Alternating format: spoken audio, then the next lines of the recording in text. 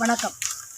Entrepreneurship with Kavitha Balraman YouTube சேனலில் உங்கள் எல்லாரையும் ரொம்ப நாள் கழித்து ஒரு வீடியோவில் சந்திக்கிறதுல ரொம்ப சந்தோஷம்.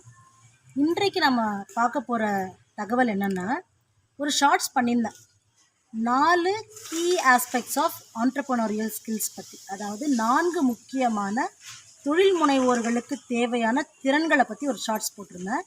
நிறைய பேர் அது ஆங்கிலத்தில் தான் இருக்குது, அதை நீங்கள் தமிழில் சொல்லலாம், தமிழில் விளக்கமாக சொல்லுங்கள் அப்படின்னு கேட்டிருந்தீங்க. ஸோ அதனால் இன்றைக்கி உங்களுக்கு ஆண்டர்ப்ரனர்ஸுடைய ஸ்கில் செட்ஸு, தொழில் முனைவோருக்கான திறன்கள், இந்த 4 பற்றி நம்ம பார்க்க போகிறோம். முதல் திறன் ஆங்கிலத்தில் அதுக்கு கிரியேட்டிவிட்டின்னு பேர். ரெண்டாவது திறனுக்கு ஆங்கிலத்தில் கிரிட்டிக்கல் திங்கிங்னு பேர். மூன்றாவது திறனுக்கு ஆங்கிலத்தில் ப்ராப்ளம் சால்விங்னு பேர். நான்காவதுக்கு அதனுடைய பெயர் கம்யூனிகேஷன்.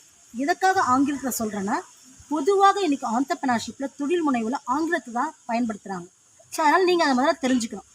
ஸோ கிரியேட்டிவ் அப்படின்னா என்ன, கிரியேட்டிவ் ஹப்பு அப்படிலாம் சொல்கிறாங்க இல்லையா, அப்படின்னா என்ன, கற்பனை, அதிகமான அளவு கற்பனை திறன் இருக்கிறத நாம் ஃபஸ்ட்டு ஸ்கில் செட்டாக சொல்கிறோம்.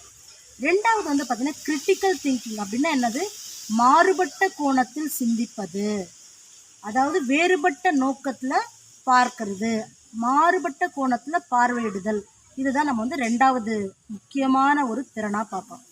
மூன்றாவது என்னென்னா பிரச்சனைகளை சமாளிக்கக்கூடிய திறன். ப்ராப்ளம் சால்விங்னா என்ன, சூழலில் ஏற்படக்கூடிய சிக்கல்களிலேருந்து வெளில வர்றது, பிரச்சனையை சமாளிக்கக்கூடிய திறன், தொழிலில் ஏற்படக்கூடிய சவால்களை சமாளிக்கக்கூடிய திறன் மூன்றாவது திறனாக பார்க்கப்படுது.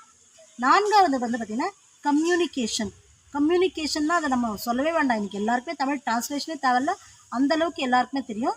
தகவல் தொடர்பு, தகவலை பரிமாறிக்கொள்ளுதல், இது எல்லாமே தான் உங்களுக்கு முக்கியமான 4 திறன்களாக சொல்கிறாங்க. இப்போ நம்ம ஒவ்வொரு திறனையும் ஒரு சின்ன சின்ன எக்ஸாம்பிள்ஸ் மூலமாக பார்க்கலாம்.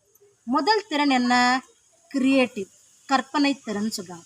ஏன் தொழில் முனைவோருக்கு கற்பனை திறன் ரொம்ப ரொம்ப அவசியம் அப்படின்னா, கிரியேட்டிவ் இருந்தால் மட்டும்தான் அது நீங்கள் உங்கள் தொழிலில் பிளான் பண்ணுறதுலேருந்து, செயல்படுத்துறதுலேருந்து, வாடிக்கையாளர்களை கவர்றதுலேருந்து, மார்க்கெட்டிங் பண்ணுறதுலேருந்து, அந்த பொருளை டெலிவரி கொடுக்கறதுலேருந்து, டெலிவரிக்கு அப்புறம் ஒரு ஃபீட்பேக் வாங்கி அதை திரும்ப நீங்கள் பப்ளிஷ் பண்ணுறதுலேருந்து, மறுபடியும் ப்ராடக்ட் இன்னோவேஷன் பண்ணுறதுலேருந்து, எல்லாத்துக்குமே க்ரியேட்டிவ் இருந்தால் மட்டும்தான் அதில் அடுத்தடுத்த கட்டம் தொழிலில் போயிட்டே இருக்க முடியும்.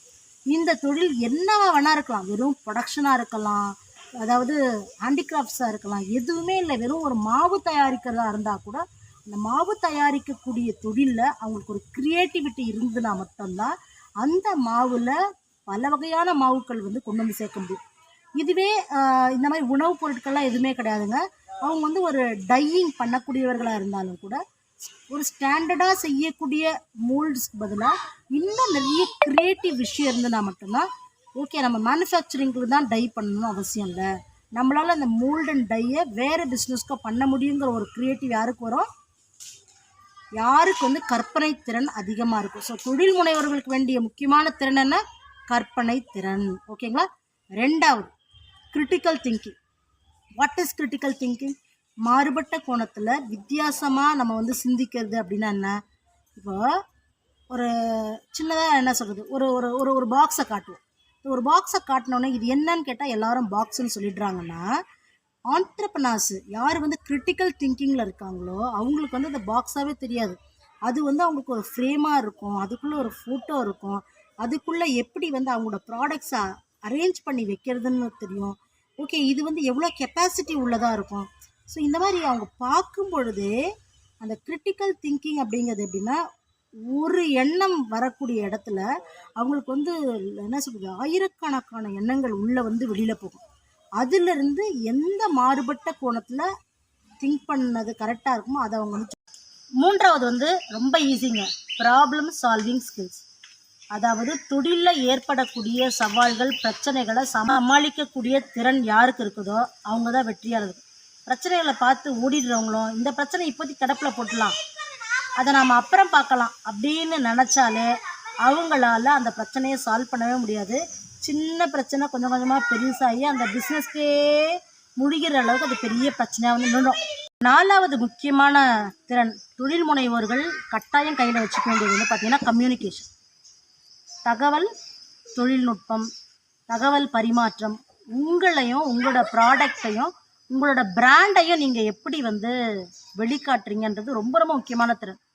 அது வந்து உங்கள் ப்ராடக்டை பற்றி நீங்கள் பேசுறதா இருக்கலாம், விளம்பரப்படுத்துகிறதா இருக்கலாம், விளம்பர பலகைகளாக இருக்கலாம், மக்கள் பேசுகிற ஃபீட்பேக்ஸாக இருக்கலாம், எதுவாக இருந்தாலும் கம்யூனிகேஷன் ஸ்கில்ஸ் வந்து ரொம்ப ரொம்ப ரொம்ப முக்கியம் தொழில் முனைவோர்களின் வெற்றி.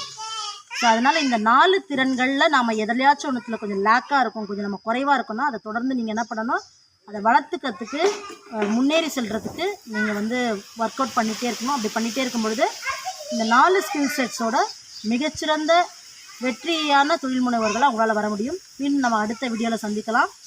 நன்றி, வணக்கம்.